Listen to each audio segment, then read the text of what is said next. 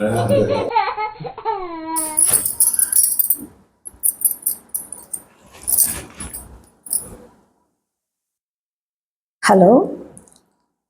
నమస్కారం అండి రావు గారండి.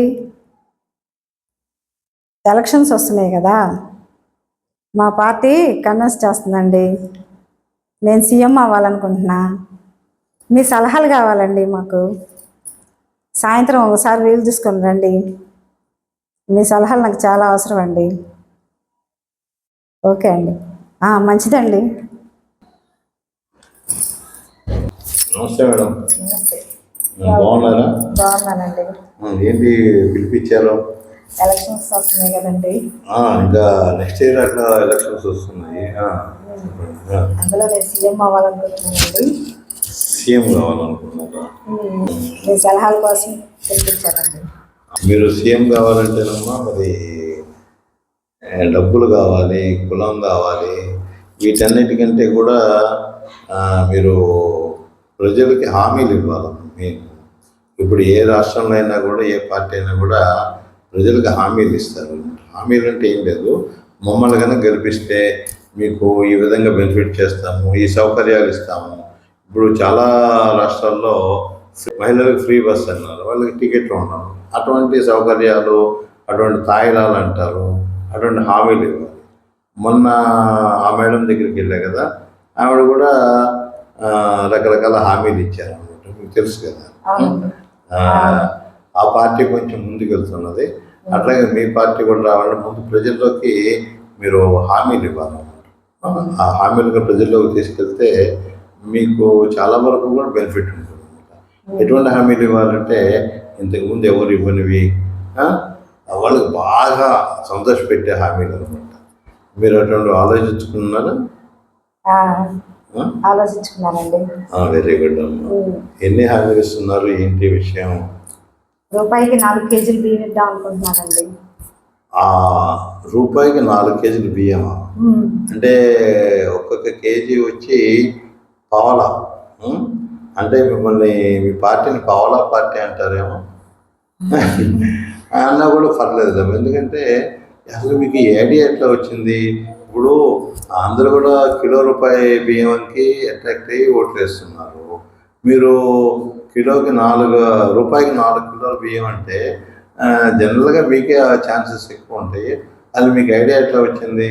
పేదవాళ్ళు 4 అన్నం తింటారు కదండి, చక్కగా 4 పూట్ల. 1 కేజీ అంటే ఒక కుటుంబంలో 2 రోజులు కూడా కాదు.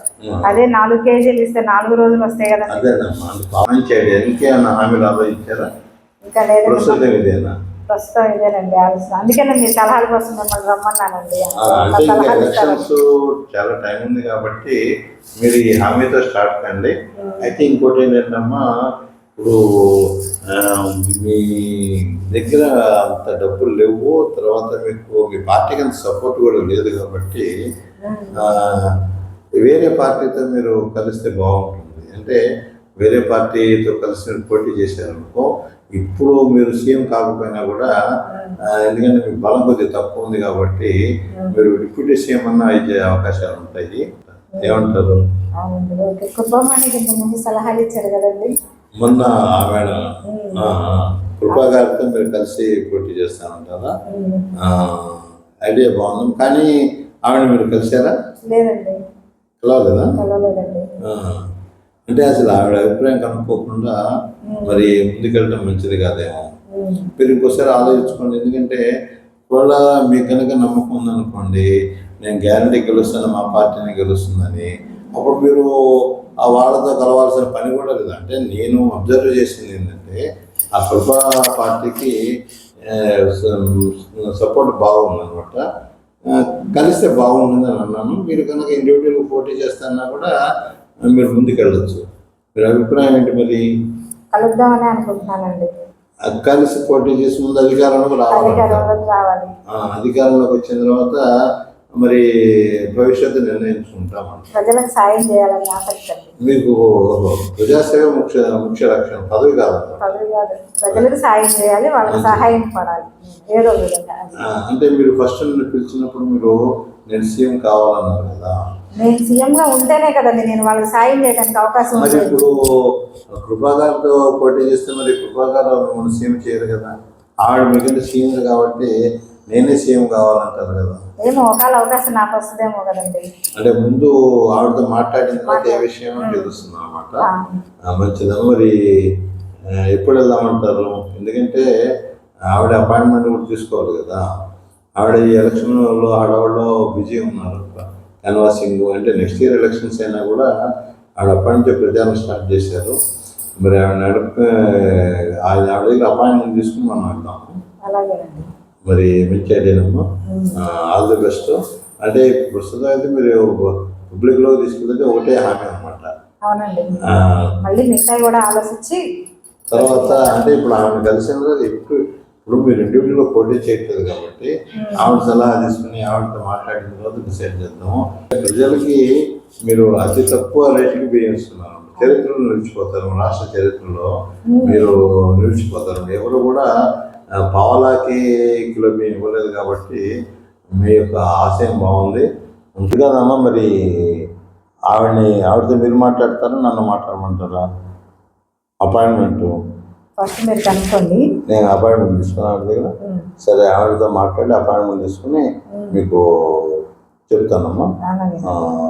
మనం వెళ్ళి కలవాల్సి ఉంటుంది. ఎందుకంటే ఎలక్షన్ దగ్గరికి వస్తున్నాయి కాబట్టి ప్రజల్లోకి మనం వెళ్ళి వెళ్దామంటారు.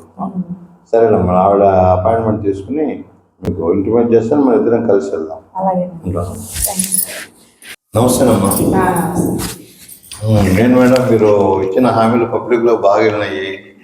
ముఖ్యంగా ఏంటంటే మహిళలకి బ్రేక్ఫాస్ట్, లంచ్, డిన్నరు, తర్వాత మగవాళ్ళకి మందు బాటిల్స్ అన్నారు. సో మీకు గెలిచే అవకాశాలు చాలా ఉన్నాయి. మీకేమనిపిస్తున్నది?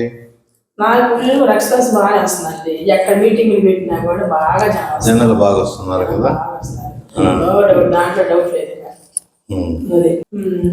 ఏంటండి మీరు వచ్చిన పని ఏంటి? ఏం లేదమ్మా. ఇప్పుడు వీరు కూడా ఎలక్షన్లో కంటెస్ట్ చేస్తున్నారు. ఈ పార్టీ కూడా మీతో కలిసి పోటీ చేద్దామని ఆవిడ అనుకుంటున్నారు. సరే, మీ ఇద్దరిని కలుపుదామని నేను వచ్చాను అన్నమాట. చెప్పమ్మా. మేడం నేను బయటకు వెళ్తాను, మీ ఇద్దరు మాట్లాడుకోండి. ఎందుకంటే మీ రహస్య సమాలోచనలు అన్నమాట. రైట్. ఇదిగోమ్మా, నాకు దంపతులు మాట రావు. నేను స్ట్రైట్గా మాట్లాడతా. నేను సీఎం అవ్వాలి, అలాగైతే నేను మాట్లాడతా, లేకపోతే మరి నా సంగతి ఏంటి? కావాలంటే డిప్యూటీ సీఎం పోస్టు తీసుకో. సరే అమ్మా, నాకు పదవుల మీద ఏం లేదు, ప్రజలకు సేవ చేద్దామని వచ్చాను. ఒక్కసారి గెలవని నేనే సీఎం అవుతా. చేస్తా. డిప్యూటీ సీఎం ఒక్కసారి గెలవని నా కూతుర్ని డిప్యూటీ సీఎం చేస్తా. సర్లేదు, నీ ఇష్టం. ప్రజలకు సేవ చేయడం కోసం వచ్చాను. ప్రజలు బాగుంటే చాలు. వాళ్ళకి నచ్చినట్టు మనం చేస్తే మనకు మంచి పేరు వస్తుంది. చక్కగా ఇద్దరం కలిసి పనిచేద్దాం. సరేనమ్మా, నేను మా నాయకుడితో మాట్లాడి నీకు ఏ విషయం ఏంటి చెప్తాను. సరేనా? సరే అమ్మా. ఓకే. సరే.